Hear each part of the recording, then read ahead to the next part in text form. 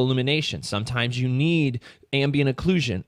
What I'm not saying is you have to turn all this stuff on or off, but knowing what takes the longest is very, very key to this, because if you're up against a deadline and you know that turning the anti-aliasing settings down, for example, can save you twice the render speed or half the render speed, then maybe you need to do that. So this is about figuring out and playing with the settings. So as always, let's stop talking and let's get in and start playing.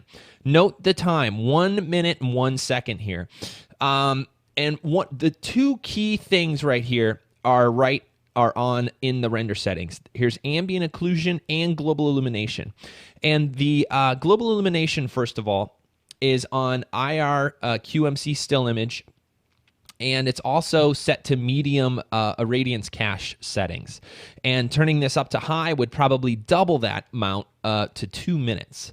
So one of the things you could do is learn about the irradiance cache settings. Now, in the newer versions, they have low, medium, high, which help out a lot.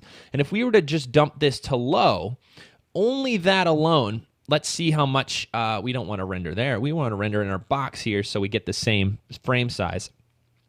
Just by setting that to low ambient occlusion settings, or I'm sorry, global illumination settings, let's see how much time we saved. And again, optimizing isn't about just turning stuff on and off. It's realizing what the minimum amount of the effect that you need to make it look better, right? Now, in this case, check this out. We saved over half. We doubled the render, or we halved the render time. It's 26 seconds now, and that's just by turning down the global illumination to low settings. Now, what that's going to do, what that's going to change is your shadows are going to be more soft and less refined and less detailed. In this scene specifically, we have enough lights where it's not making too big of a deal. If we compare the two, it's not a big deal. You can see right here, this is a great button to flip because it's saving us twice the speed, and it's really not too much detail. Now, you can see in here there's a little bit of detail lost, right? But that could be made up by the ambient occlusion as well. So that is one of the things, getting in here into your settings and realizing stuff you could change. Now, other things that'll take a long time are more diffuse depths. If you have that cranked, you may want to turn that down and just get an idea of how long it's taking. But this low, medium, high can go a long way, and you can do some tests. One quick note before we move on, global illumination and animation is almost always a recipe for disaster. Now, there are ways around it, and I do have a tutorial planned on how to use global illumination with animation. Of course, it's possible, but if you're having some really heavy flickery problems, regardless of the render time, you're probably running into a global illumination problem in your render settings. And just quickly, I'll say that you may want to try full animation right here if you're using animation with global illumination. See what that does. That's a big old long render, but just a little heads up. Okay, so let's turn off global illumination, right? And then we'll do another render and see what it does without global illumination. Now, you're going to see it's a lot darker. A lot of that extra light has been lost because the global illumination factor of the whole scene is gone. But our render time now is 14 seconds. So just turning off global illumination saved us 3/4 of our render time. You can see. Now, we have a problem. It's a little dark, so we do have to compensate. But again, in this scene, the global illumination may or may not be needed, especially if we're going to animate this thing. If we could save 3/4 of the speed, let's do that. Now, instead of the global illumination, what we're going to use are these soft boxes. Now, these were already set up in the global illumination. Let me turn off our preview here. You can see what we have is this little studio setup. We have an overhead softbox. We have our frontal softbox here, and then we have the kind of rim light on the edge. And by turning off the global illumination, it got a little bit darker than it should be. So what we can actually do is just turn that up. And you have to compensate sometimes. It's usually not just a click of a button to change things. You usually have to kind of fiddle with a couple other settings as well. Now, that looks a lot closer to where we were. and the render time is going to be way faster. So now the next thing up here is ambient occlusion. Now check this out. Ambient occlusion is cranked up to 100% accuracy, and we have some really high settings. We have minimum samples 20 and maximum samples 200. And this gives us really nice clean detail in our shadows. But it can take a long time to render. So one of the things you could do is knock your accuracy down to 50%. Quick note, if you're in version 12, this is default now. Accuracy at 50% is default on version 12. But anything before that, it was set to 100%.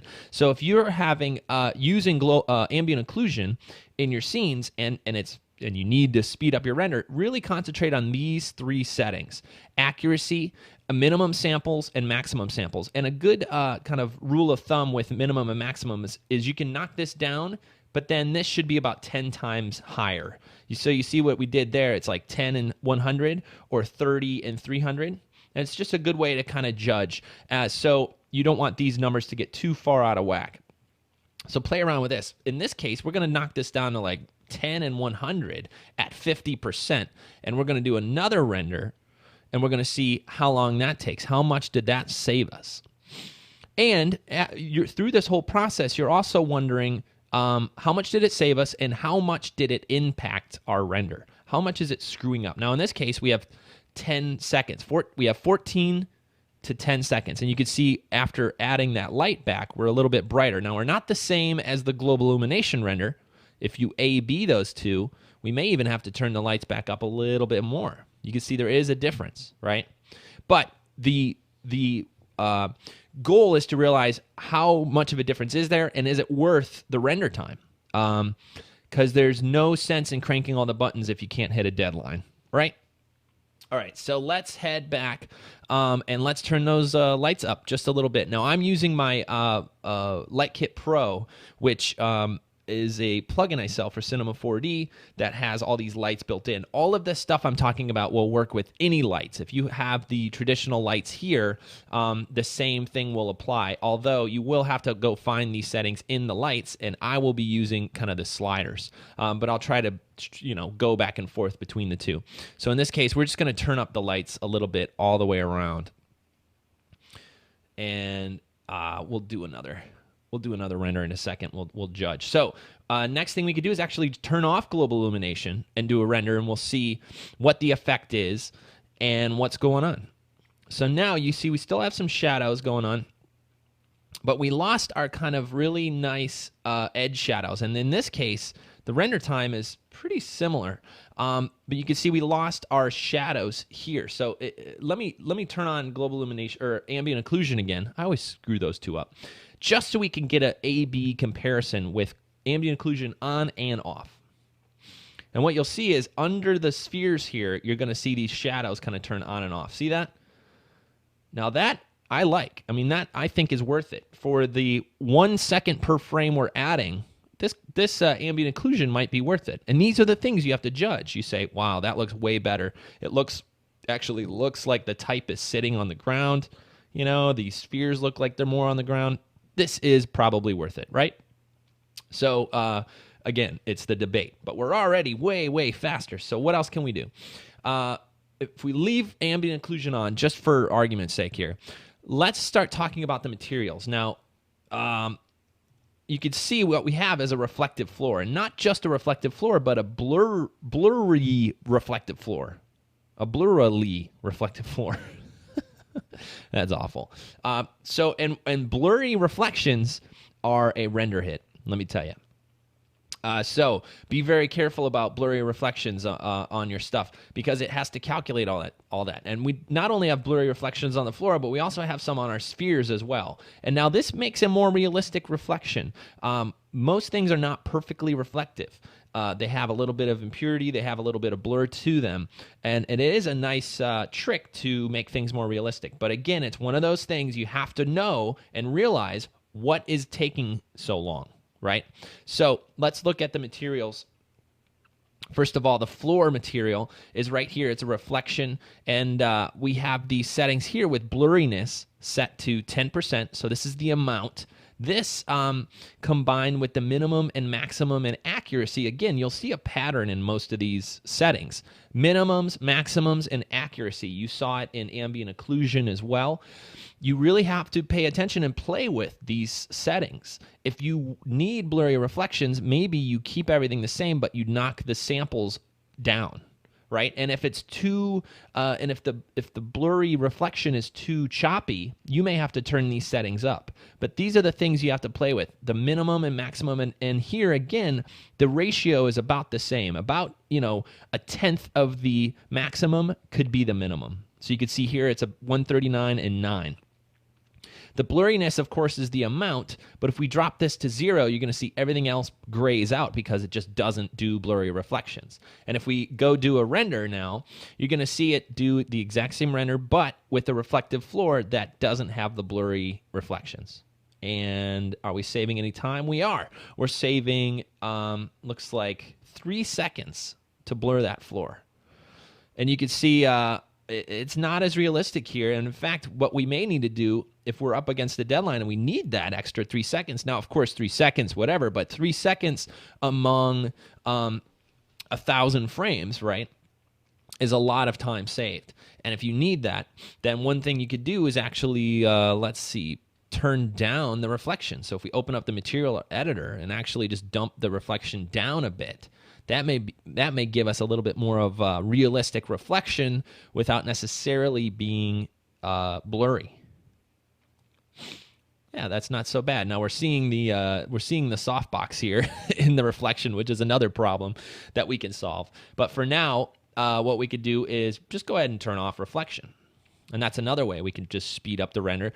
Reflections and transparencies also add to render time because they have to calculate the reflection. So instead of just seeing the sphere, now the sphere actually has to calculate what is around it and what can be seen by it. And so transparency is the same thing. If this sphere was just solid, it wouldn't have to calculate what's behind it and what colors to show through and all this. And you can see we saved another second just by just turning off reflections altogether.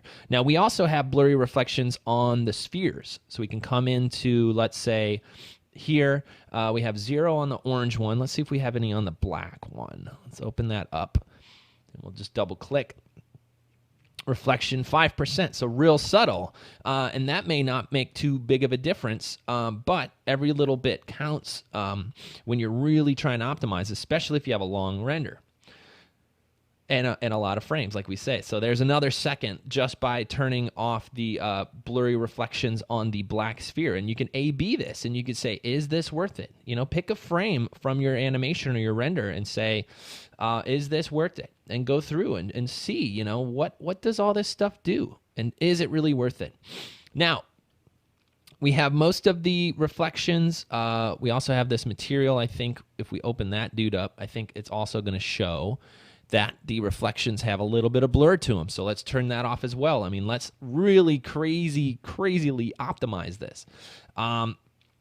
So from here, where do we go? From here, the next thing you want to look at, and this may be the first thing you want to look at, are the shadow quality types on your lights.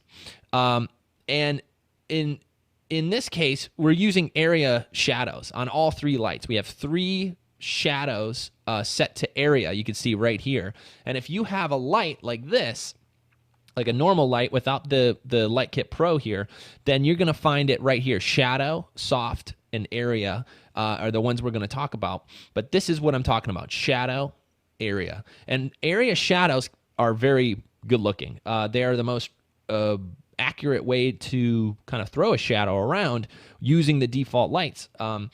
And using the and also using the Light Kit Pro, but they take a long time to calculate. So much so that if you have too many of these area lights, you can really get some slow render times, especially again with more detail in the scene. So one thing you can do is pick your favorite light. Pick the brightest light or the key light. In this case, this is our key light, and keep that on area. Keep that shadow really nice, but maybe turn the other ones either off or to soft. Maybe the overhead softbox here is also set to soft. So let's do another render. And you can see now 4 seconds. We saved how much time there between these two? But now you can see we have different shadow qualities. We have this, which is a more realistic fall off, and we have this, which kind of has a shape around it. It's not as soft as it could be, but it's way faster, right? Now we're down to 4 seconds for the same scene. So, again, there's no right answer, but it's something to keep in mind. Do you need all these shadows? And in fact, if these are aggravating or annoying or something, you could even just turn these off and say none. And now let's just do a render with just the front. And now we just have a front shadow, and maybe the ambient occlusion comes in to, let's spread this out and maybe turn it up a little bit by upping the contrast. And maybe it's the ambient occlusion now that starts to fill in some of these detailed shadows, right? These are the things you have to figure out and decide to do or not. Sometimes things can combine to help figure out how to make it look better with less render time. So let's make sure we're still on this here. I think I may have shut off the main softbox here. So that should be none. This should be area. Okay, let's do it. Let's do a render now. I saw a little mistake. Much better. So now we have an actual shadow in the back here, and we have a little bit of ambient occlusion, and it's okay. It's not bad compared to, here we go, compared to there. Much cleaner. So that's an option. That's an opportunity. And of course, you can actually just turn them all to soft shadows and do it that way. And if we were to turn off ambient occlusion, we may be down to that 1 second mark or 2 second mark. Boom. So there you go. No ambient occlusion. Of course, we have no shadows now, so we have to come back and maybe turn all of our shadows to soft. 1, 2, shadow type soft. Let's do a render. Now, soft and none and hard shadows render pretty quickly. And now you can see we are much different than where we started, but this may be okay for you, especially for 1 second. 1 second render instead of where we were, which was a 61 second render. Now, we can go down through the whole thing here and decide which one of these matters. And I haven't even talked about, holy crap, I almost forgot about it, anti-aliasing, which I should have turned on. I should have turned best in 2x2 on right up front. In fact, maybe we'll do that. Maybe we'll go all the way back to the beginning and just turn that on if I can undo it enough. But anti-aliasing is super important if you're worried, if you're playing with reflective objects or transparent objects. Turning the anti-aliasing up is almost always a necessity.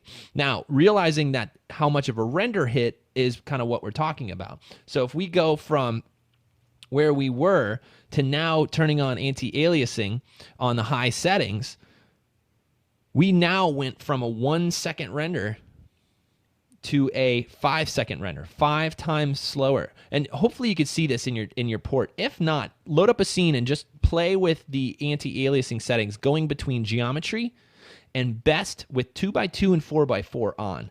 This is kind of the rock solid anti-aliasing settings. And now you can go down from here as always, but these settings are kind of like the minimum and maximum. In fact, they are labeled minimum and maximum. They're almost the same as what we were talking about before.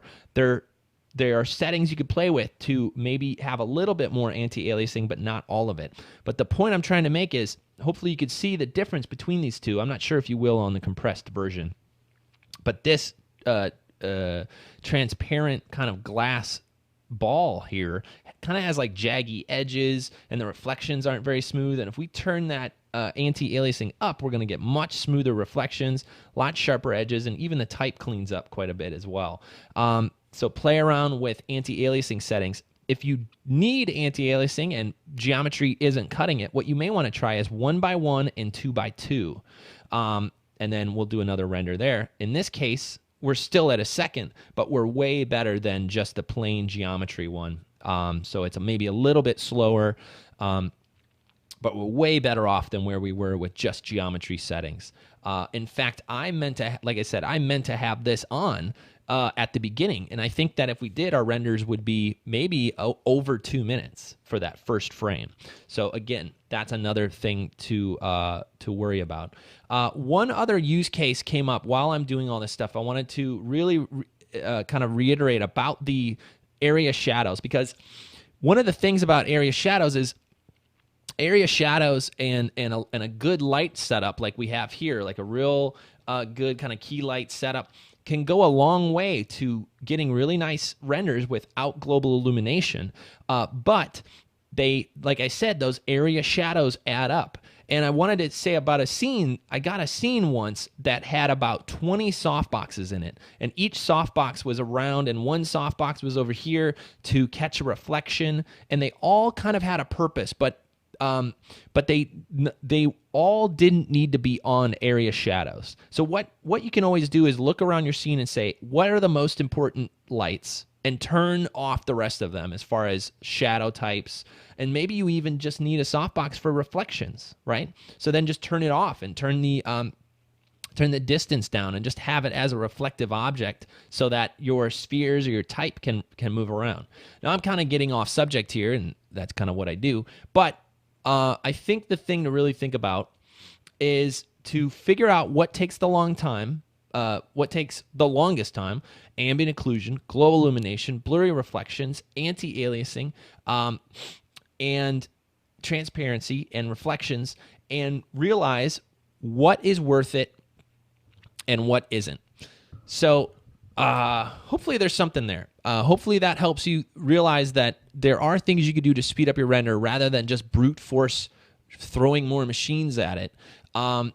Learning how to optimize, like you just saw, can speed up a scene, in this case, 60 times faster. And I've gotten things 200, 300 times faster just by going in and optimizing the scene to make sure that the settings are as low as they can be without, ruining the quality of the render, but also keeping in mind that you have a deadline to hit sometimes, and that you can't pull an all-night render. You have 2 hours, and what can we do?